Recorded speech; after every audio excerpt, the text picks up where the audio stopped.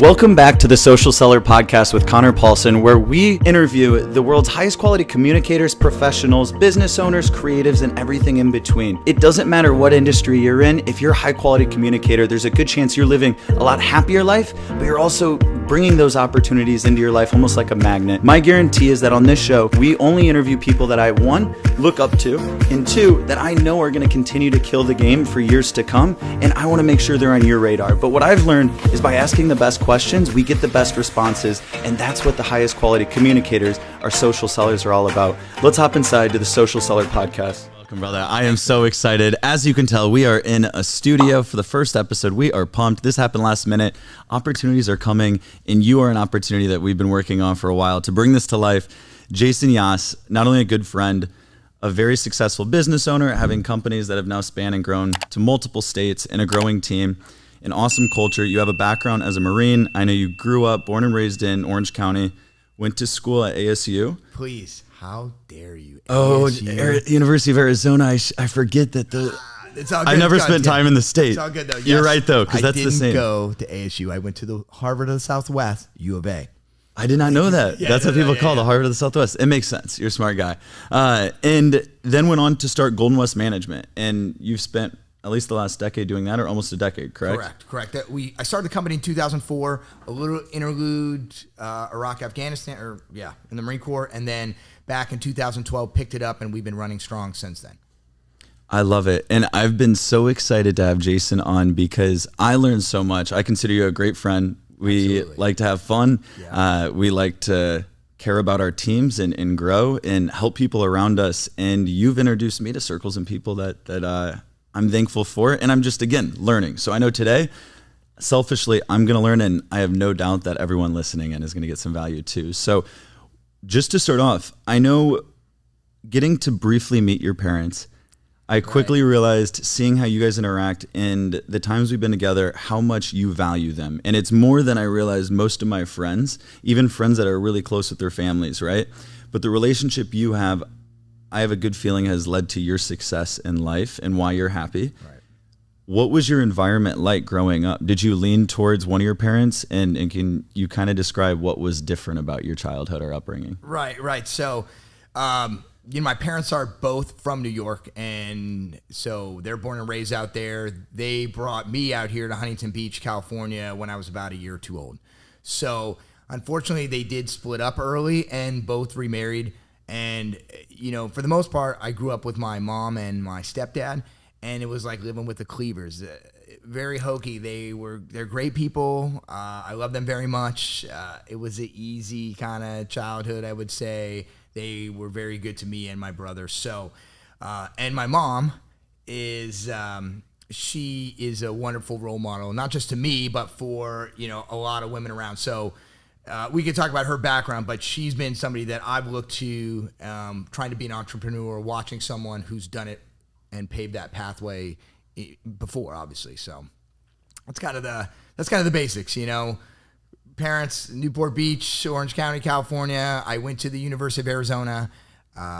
During that time, I learned about real estate. I interned for some top producers, and that got my head focused on property management. I found that for some reason, what costs you a bathroom in Newport Beach, you can get a whole house in Arizona, and you can get students to rent it for way more than it's worth. So that started the kind of property management focus, real estate focus.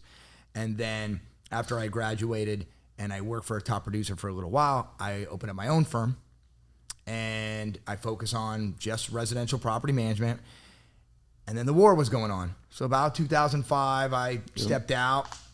I did the Marine Corps thing. And I joined the Marine Corps, first enlisted, put my toe in the water as a enlisted infantry Marine, did the reserves, and then I thought, hey, I really want to do this full time. So in 2007, I switched over to become an officer. Infantry officer. I did the 2 tours, Iraq and Afghanistan. Thank you, man.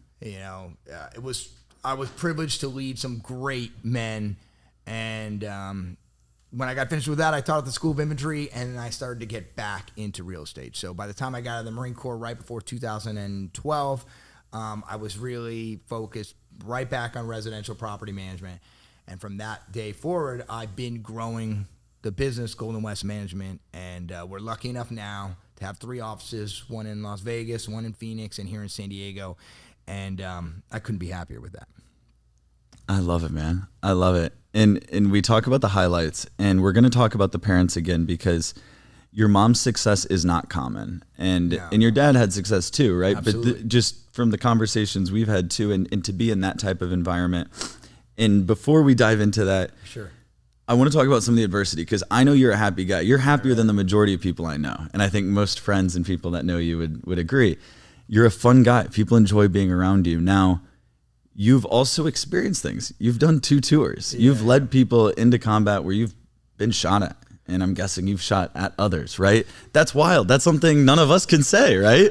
Or maybe you can, Oscar. You have a wild upbringing. Now, but like to see that's not a way of life for most people, to come back and then to still be able to like blend in and go back to success. So what was a low point for you? Let's humanize you for a sec. I appreciate that. I got to say, like, I don't have any great stories of, being homeless or sleeping on someone's couch or anything like that. What I do have is I came from a background that set me up to take a passion and is hard work and you'll be successful. That was the mantra, right?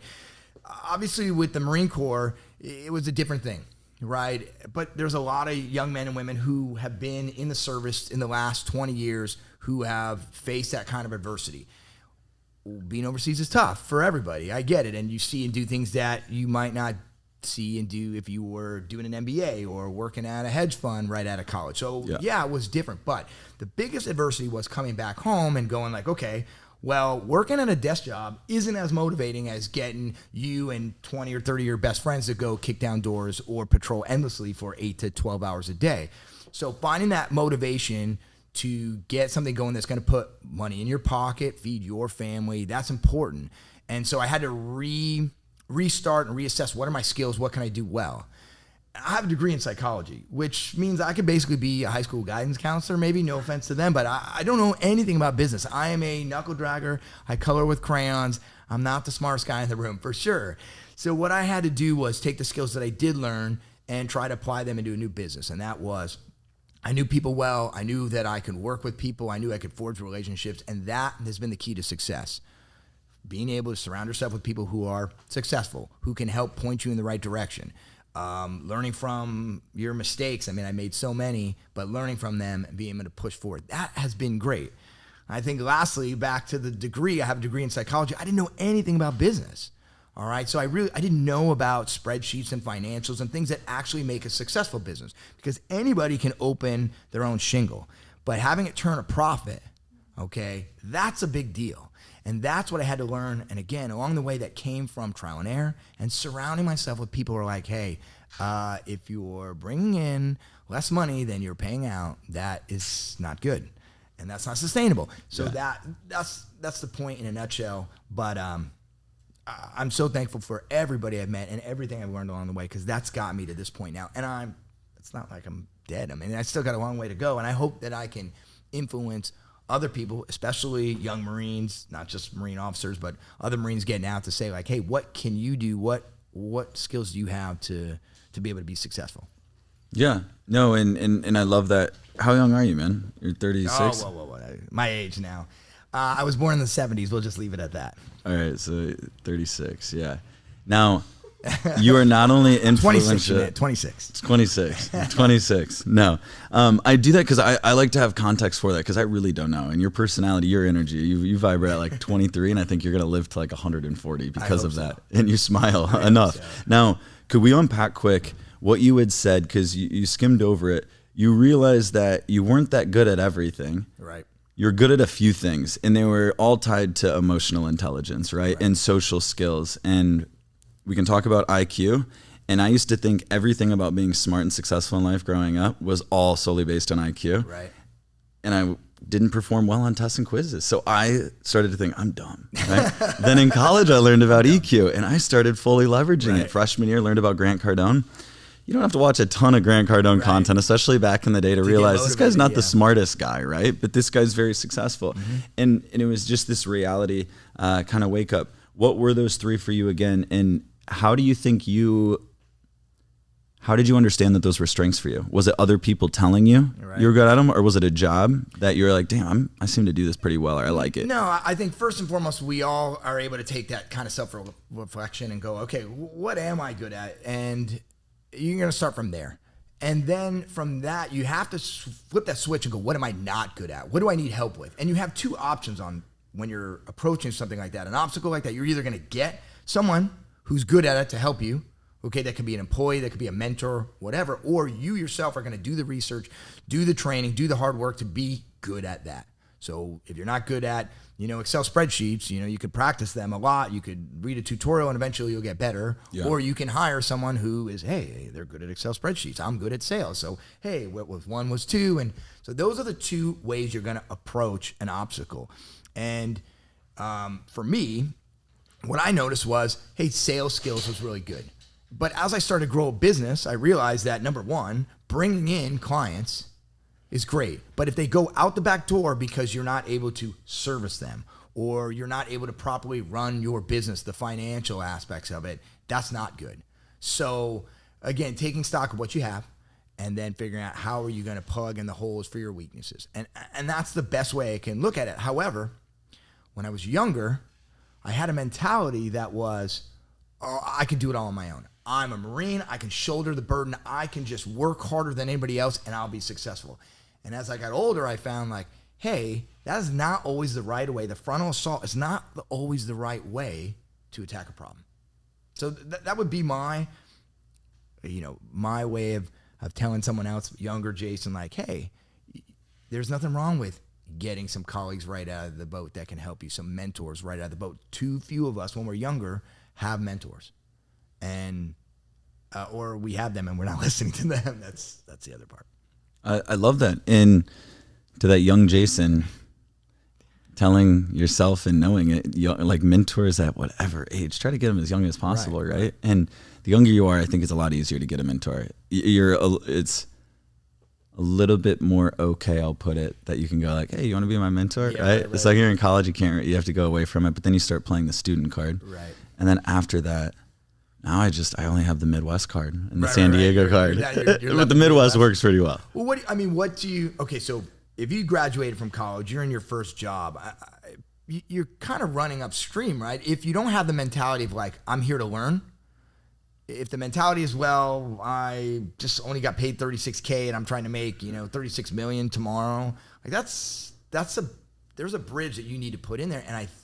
And I just thinking about my own self, it's like, how am I going to make $1 million? I'm using that as a random number, but how am I going to be successful? And I wasn't using that, hey, maybe I should get a mentor. I had, some role models, but getting an actual mentor, whether it's just somebody in your work, a senior person that you look up to, that you follow what they do, you ask them questions, or it's somebody as you get a little more sophisticated, like I have a coach, something along those lines, a little more formal. You have to be open to that process, and you have to want to do it, and then you got to seek out one. So, yeah, young Jayson might not have been looking for that. He might have been like, I'm ready to make some money, and then I'm going to go out tonight and see what's going on. That might have been the mentality, but is not always the mentality for success. Spot on. Is it okay if I say a couple of things that are exciting? I hope I can remember all the points in order right off the bat. It's the difference. I used to make the mistake of thinking I was pursuing being rich. No. What I'm pursuing and what we're creating is accumulating wealth, right? That's sustainable. It's building the long term, and 80% of my efforts are going towards building that future. Correct. So what the mistake was in college, because I did the exact same thing, right? You have to go through some of these filters and experiences in life, right. But what I wish I would have actually known is I want to invest in myself before anything else. Right. And I'm the best investment in my future. And I'm the most sustainable investment. So that could be education, right? Reading, documentaries, YouTube, right? Those are some of my first mentors. Right. Tony Robbins to Brendan to I could name the list, right? But those were my mentors. And I just started to fall in love with how it made me feel, right? I didn't have a business idea yet, but I was hanging around entrepreneurs for 3 months at this point, right? Growing up in a small town, wasn't around these people yet. And I was like, damn, I need to be around them. But yeah, in doing that, it's so crazy because this is 8 years of doing this and just really having a curiosity for it and knowing damn, the books all say keep doing it. And like all the people I look up to seem to be doing it. Yeah. And it does make me feel good. Like I go to sleep, I sleep better at night knowing that I'm getting closer to my future, even though sometimes I'm like, damn, I'm living like a grandpa. Like it's so routine sometimes, right?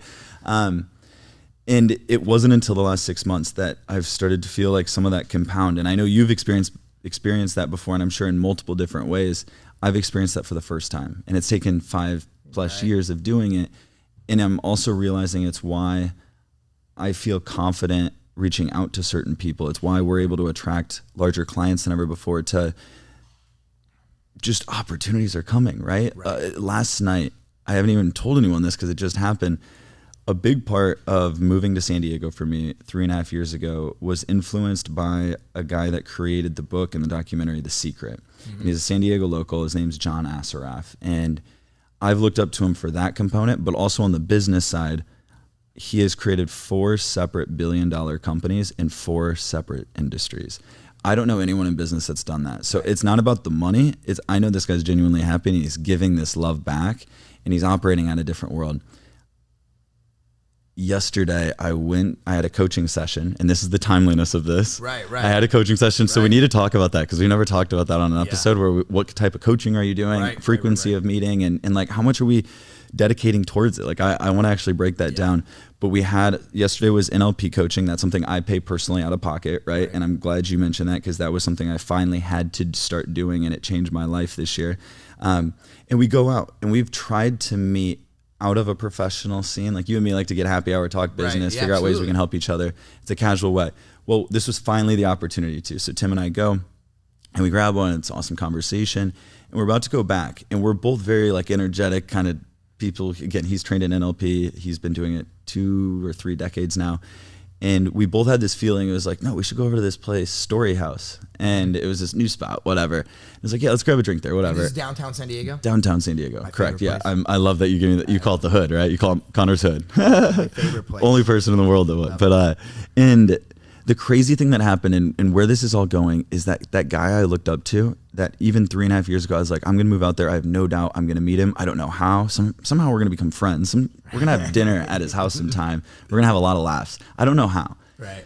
But finally, I'm sitting there and we're just talking, getting ready to leave.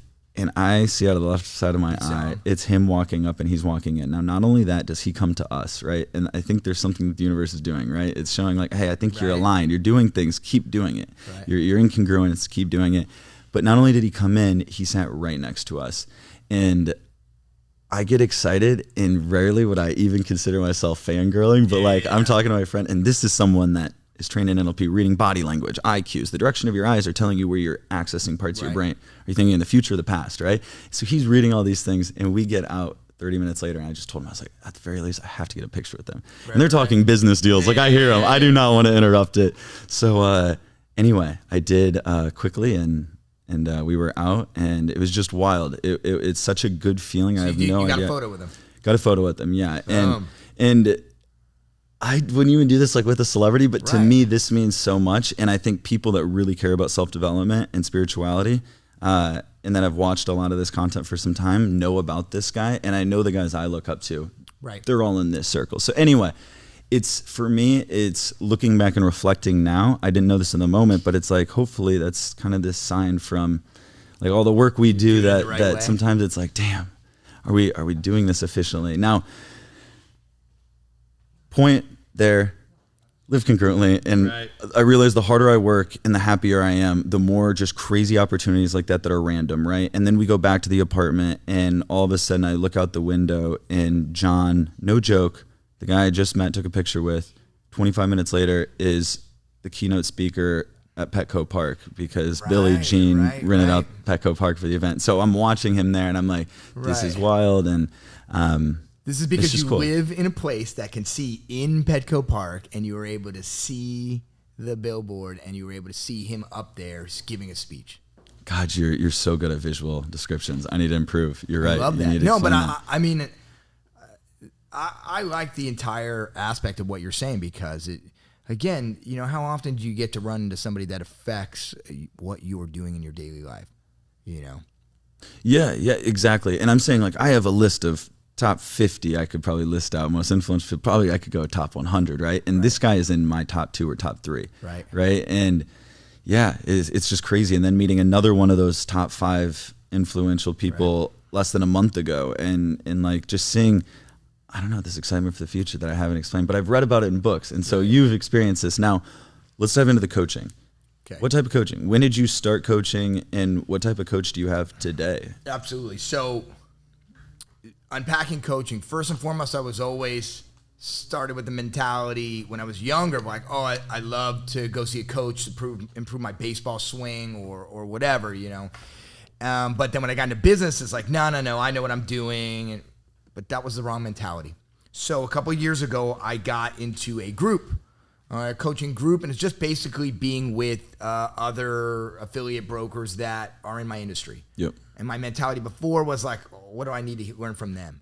And the reality was one of the greatest things I did. Because on the first day, the leader of this little group had asked, like, okay, who's doing this in their business? Who's doing that? And I remember they were raising their hands, and I wasn't raising my hand to any of that. And I was like, there's stuff I can learn from these people. And some of them are in our... What were some of those things? Do you remember? Well, right off the bat, a lot of them were about making money. Hey, I'm in the property management business. So one of them was like, are you incorporating this charge to your clients? And like everybody raised their hand. And I was like, I'm not incorporating that charge. And then there was another fee. And these are legitimate fees. And I wasn't doing it. And at that time when I sought out, a coaching group, a mentorship group, I was in the red, all right? I wasn't making money. I had a big company, and we were in the red. Okay, I had a lot of people, and we were doing a lot of good things, but the profit, that bottom line, what we're in business to do wasn't there. And so I had to go, all right? So I started with a group like that. Then I got an individual coach. And the individual coach, we meet once a month, okay? And it's actually a two-person team. 1 month is this is my spiritual leader, kind of the one who talks to me about how I can make my business better from a, strategic standpoint. But the other one is a numbers guy. Hey, Jayson, let's look at the financials. Because if you're the captain of the ship, you have to do a deep dive on your financials regularly. Okay, so what's the trends? What can we adjust? What can we change? And that's when I started to notice the expense numbers coming down, the gross revenue numbers going up, profit percentages changing. That's when I started making goals based on actual numbers. I started to become accountable for what my company did or failed to do, not on the daily basis of like so-and-so didn't call so-and-so back type of thing. That service wasn't to a level we want, but from a numbers game. And then again, my strategic coach was, do you have core values? Well, yeah, I do. What are they? Blank, right? Do you have a mission statement? Do you have a 1-year plan? Do you have a 3-year plan? If money was no option, what do you need to do to make you happy? It sounds like psychology, and the truth is, it is, except in a business format. And, that was a game changer for me. That was a game changer because I knew my business at that time backwards and forwards, but I knew technical tactics and procedures. I didn't know strategy. Yeah. And that's what a coach did. And that's what a mentorship group also did. And then when I got into a group of peers, people who are in my industry, that's what I learned, like, hey, what's so-and-so doing? And when I even opened up even more to get even farther, I would start to say, hey, colleague, this is what I'm doing for success. And you know what? Another person would say, hey, Jayson, why don't you try this? And then we would have these little 30-minute, hour like Zoom meetings together, and we talk about what's working, what's not. And all of a sudden, not only did I find better ways to do things, but I felt like success didn't depend on my brain. It depended on my ability to take what was around me, what worked, what didn't work, and put it into my company so that we could continue on and we can hit goals that I had set out on a financial aspect. And without that, I might still be in the red. I might have not made it through, like the COVID epidemic or that. I might not have had a business at the end of that. So I'm very thankful for that. Very thankful. I love it. And you've dealt with enough adversity in your life, right? That I'm realizing you start to not even be able to notice when it happens, and you start to forget about it pretty easily, right? Like to have a growing company, and I think after you get to, I don't know, I'm just throwing out a number, but maybe it's like 4 or 5 years, and hopefully you've beaten the majority of the statistics that are against you in the first 4 or 5 years, that hopefully you find a little stability and you start to see a little consistency where now we're realizing how important it is to look at the numbers in a whole nother way. You talked about your mentor. He's established $4 billion companies in different industries.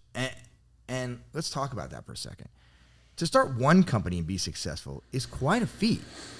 So for me, for example, up until recently, it was like, how am I going to make this company work? And now it's like, okay, now I'm starting to look at, all right, I'm getting ready for company 2.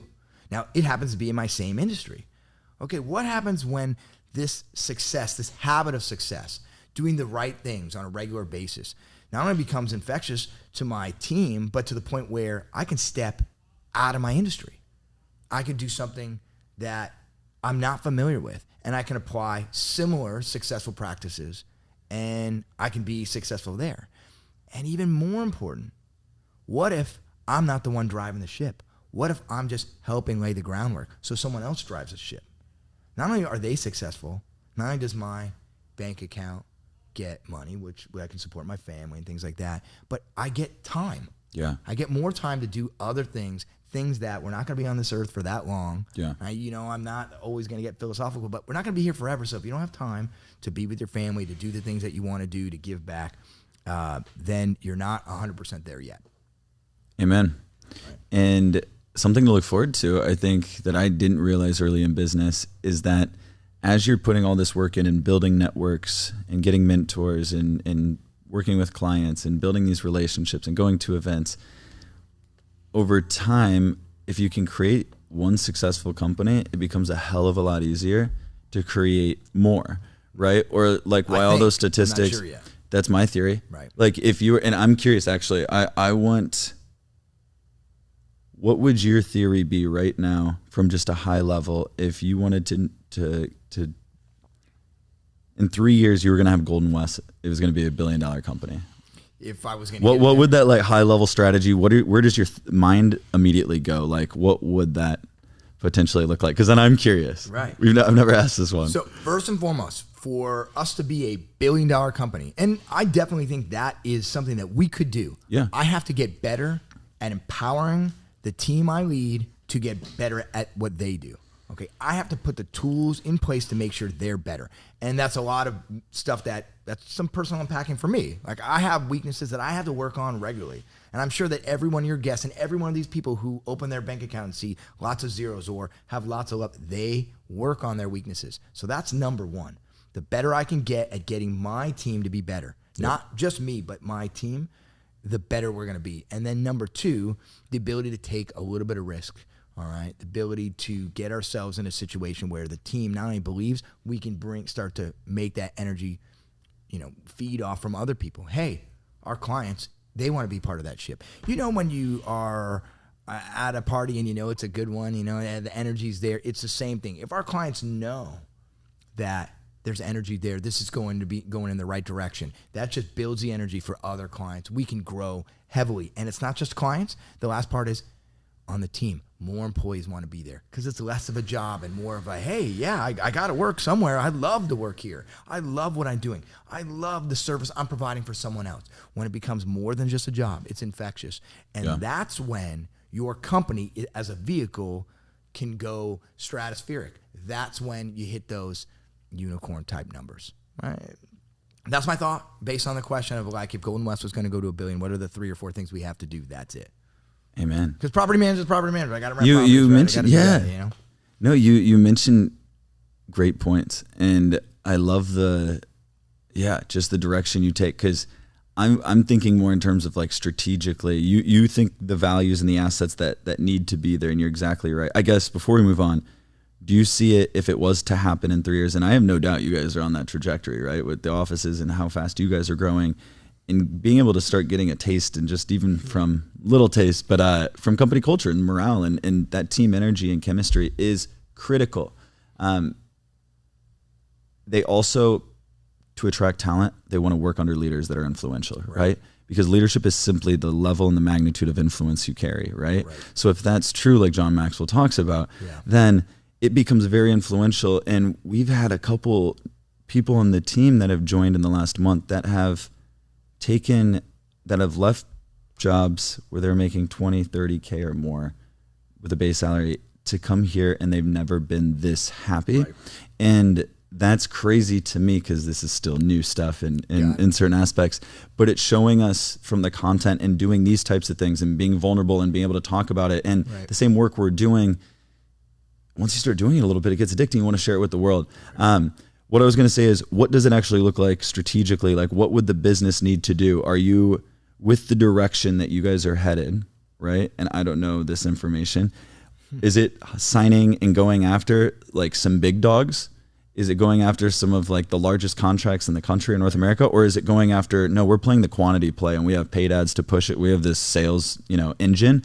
Or is it strategic part? Like, does something excite you or potentially Lynn? Obviously we don't know. So first and foremost, just we talk a lot of abstract here. I think some key items here. All right. Process. As any company, for everything you do, there's got to be a process. It's got to be repeatable. All right. That way you can run efficiently. Sounds so boring, but it is a necessity. You talked about hiring. Okay. I just sat in on a coaching seminar on hiring, breaking down how do you hire someone from like, do you have the right key tasks and job description? Did you post it right? How are you taking time to efficiently screen resumes? Where are you? Like, it's a process. Okay. And so in anything we do in business, your ship has to have a process that's efficient. That's your expense side. Okay. And then on your client side, you got to have, one or two verticals that set you apart and bring in clients. So for us, we have a very good realtor referral partner or referral partnership in general. We get 80% of our business from our local partners. We are a property management company in residential property management that doesn't do sales. So we found a niche group that we love to support, our real estate professionals. We don't do sales, so they never have to worry about us stepping on their toes. And in return, when they look in their toolbox to support their clients, they're like, property manager? Yep, that's GoldenWest. All right, so that's just a glimpse of some of the things that we do that we have made us successful. And if you can do this over and over again and continue to expand in these certain key areas, you're going to hit those numbers. So that would be strategy 2, as well as small tactics on how to do it. That would be my give back. I want to just go back to coaching for a second. If you don't have a coach, I didn't make up any of this stuff. Like I learned this by being with other people that are either a mentor, smarter than me, or a coach who knew my industry, knew what I needed to do. Okay, we're in a peer group, but they're doing this and works. But you got to seek that out, because beforehand I was trying to come up with these ideas on my own, and I got some decent ideas, but I didn't have them all. And it was that coaching, that mentorship, and that peer team that really helped make this possible. So for any young entrepreneur out there, that's got to be your first and foremost. You got to look for people that are going to help you on this journey. Absolutely. Surround yourself around successful people, the most successful people you can. And then you'll start to feel an energy thing, and try to be around good, successful people. Most of them are. Be around the good ones, playing by the rules. And you know what? How does it affect bleeding into the business as well? You brought up another great point: culture, company culture. Like, I am a Marine Infantry officer. I'm used to yelling and screaming to get things done, and that is not work in the office. And I constantly have to learn how to be a better leader all the time. It's always a constant thing. But I also got smart enough to find a VP that is the total opposite of me. That man's has got ice water in his veins. He's a teddy bear. And so understanding what your weakness is and filling with strengths, especially on the company culture side, you want to foster an office environment where you work hard, but you care. You have values that the people you hire actually fit those values. All right. Not only do they have the skill, but they're the people we want to be around. The reason we are successful is because we work and we interact with people we would do business with, people that we like. It's the same concept. You have to find that in your business.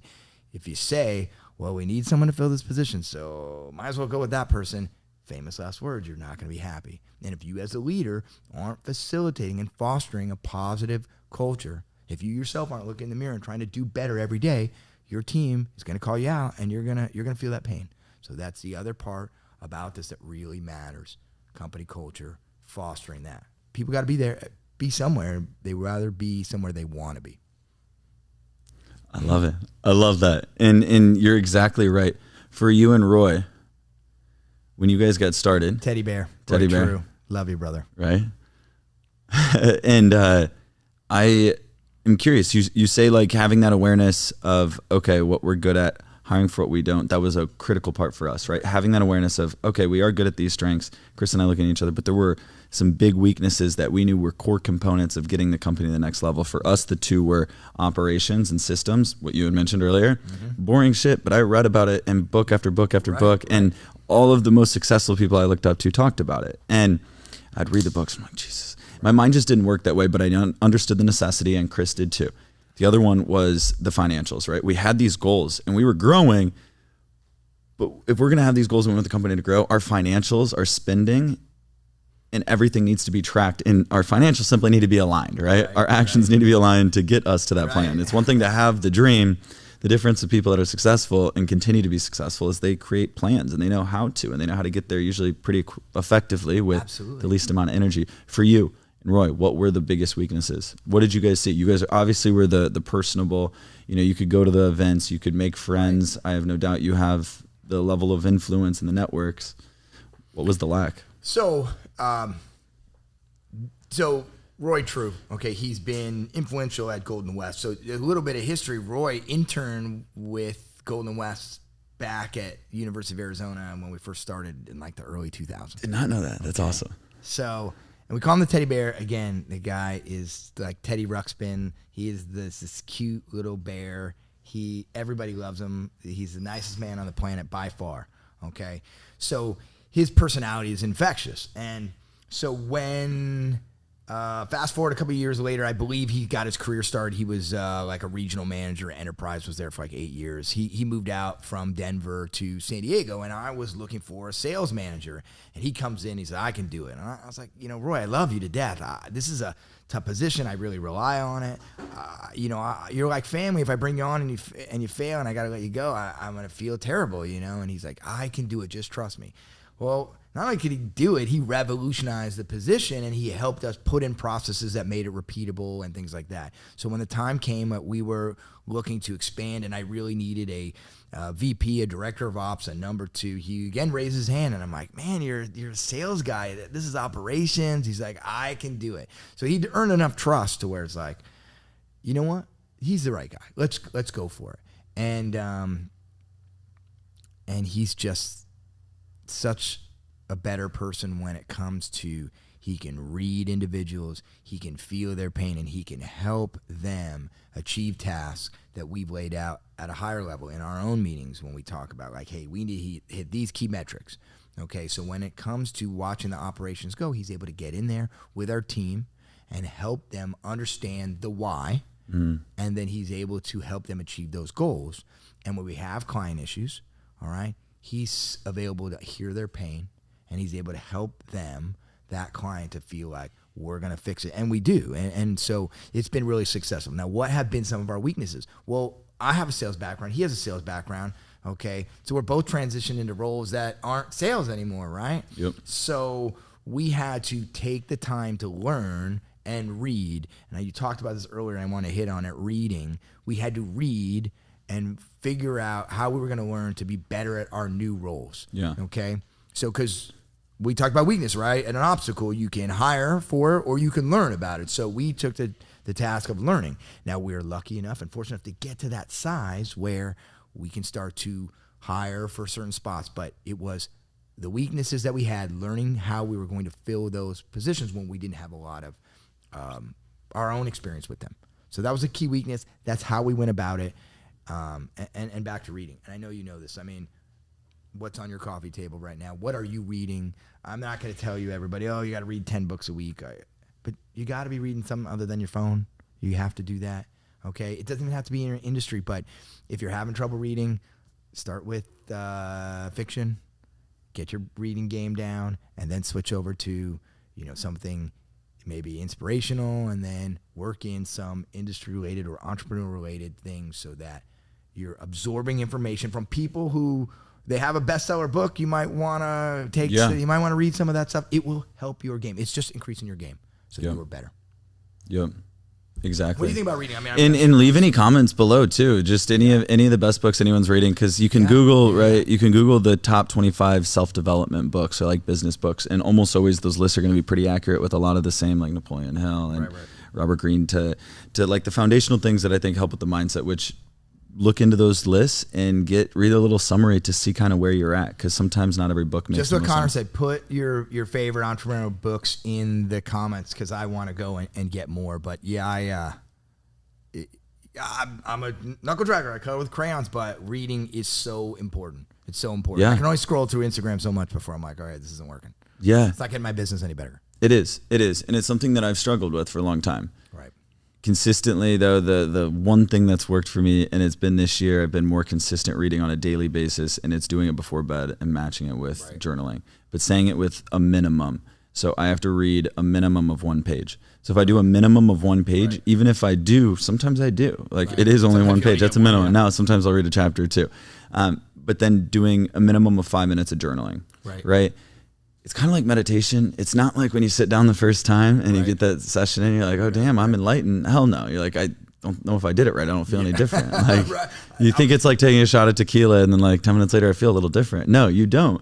But it's the prolonged and repetitive tasks that I think on the outside look boring. And like if you would have told me what was required, like the job description, if you broke down what you and me do on a day-to-day basis, I don't know if I would have thought it would be as appealing. But then to experience the lifestyle, there's a reason why we can create time in our weekly schedules to create content. And there's a reason why you and me understand the power of creating content and not consuming it, right? If we can focus more of our attention on creating it, we create more of a ripple effect, right?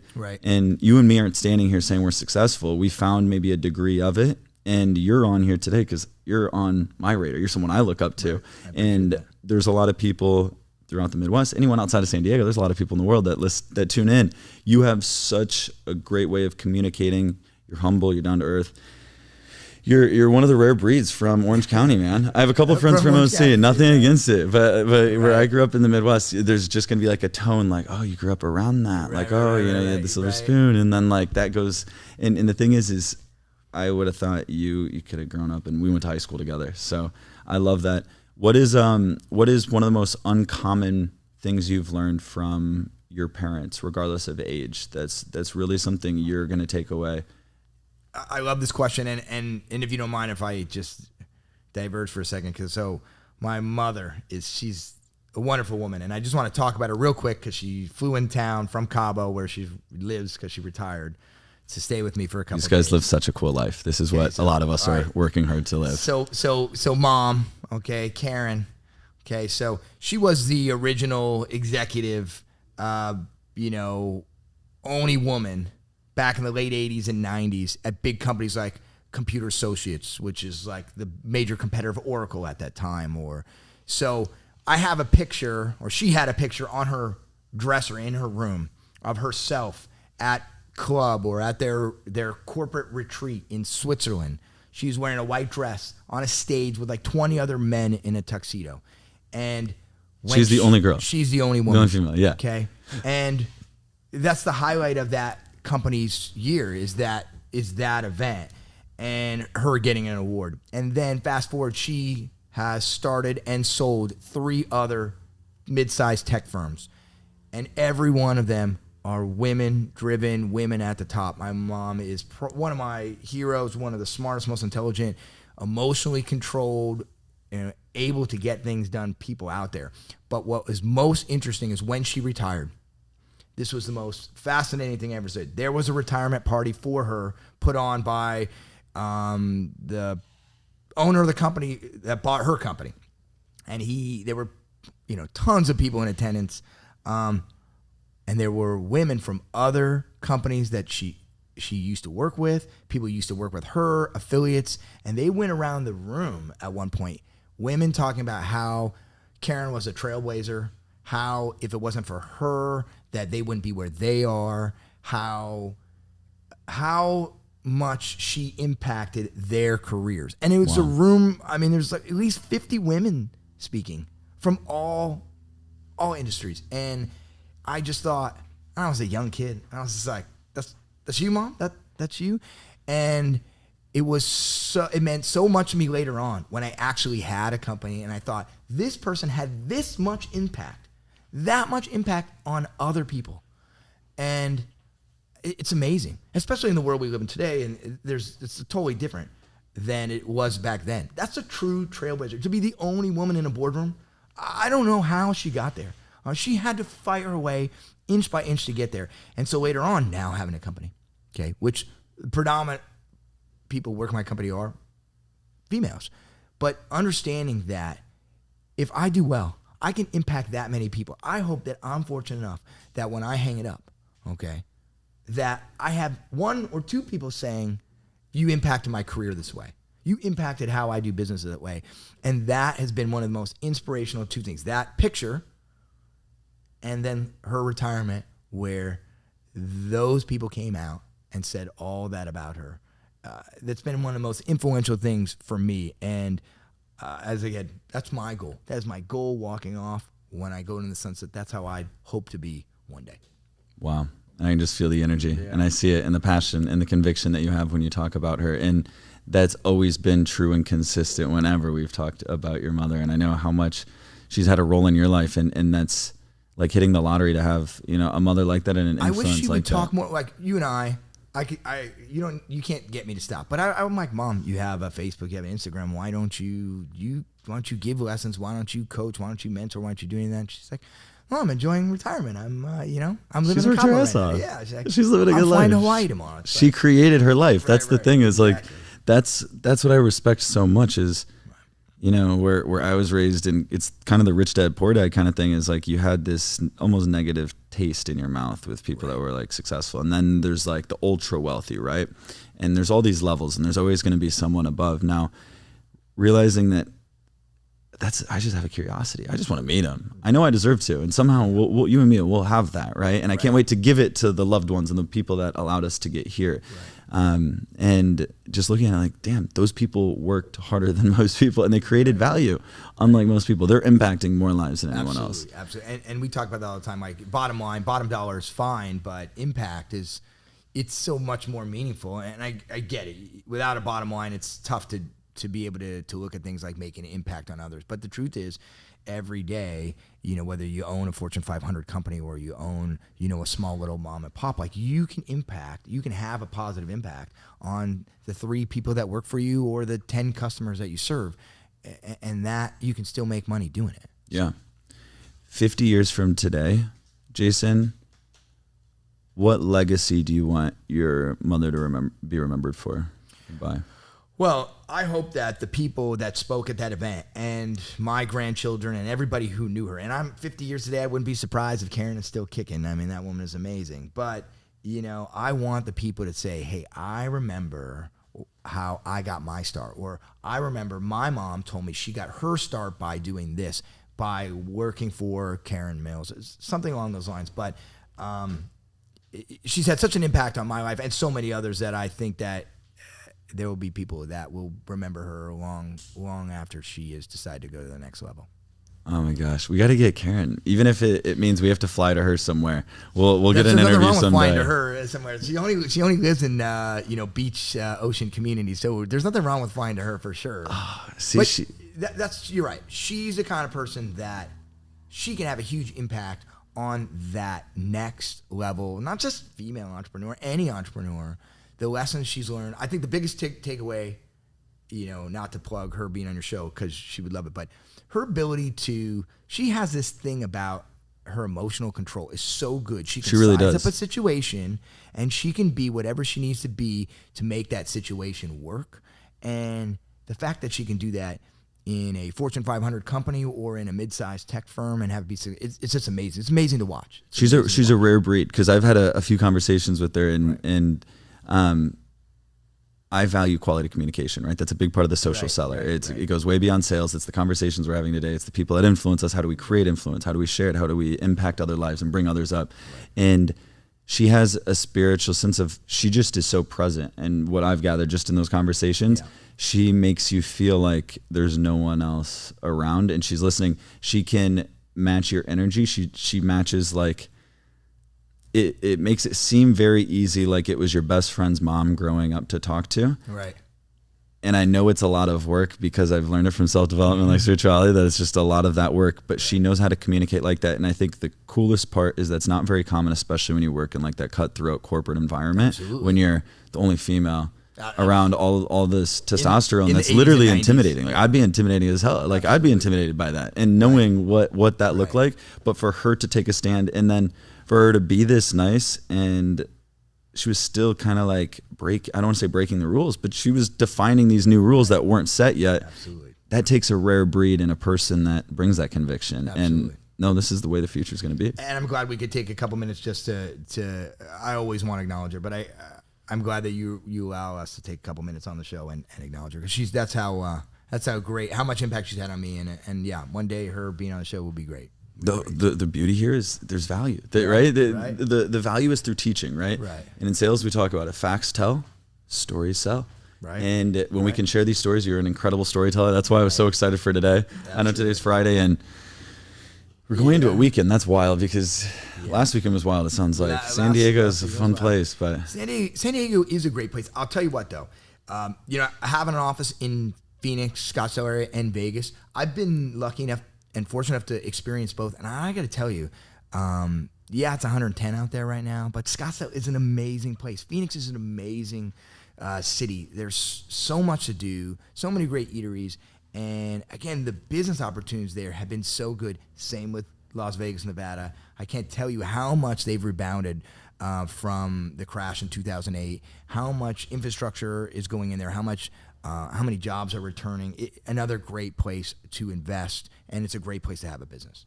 And I'm looking to invest in a lot of those states here soon. You should, yeah. Thank you so much, Jayson. How can people get in contact, not only with you, get in touch with you or Roy, or learn more about GoldenWest? Now, I know you guys are growing, and I know you guys have offices, and you're in all these different states. Right. And I know it's hard. I don't want to say hard to get a job, but it's got to be the right fit. It's got to be the right individuals. Absolutely. In the next year, are those opportunities opening up? They're 100% there. We are so lucky to be growing and doing so well.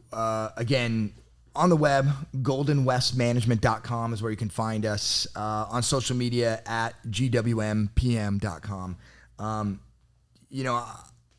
Anything I can do to help and share with anybody else in the community, especially entrepreneurs, especially those with Marine Corps or military backgrounds.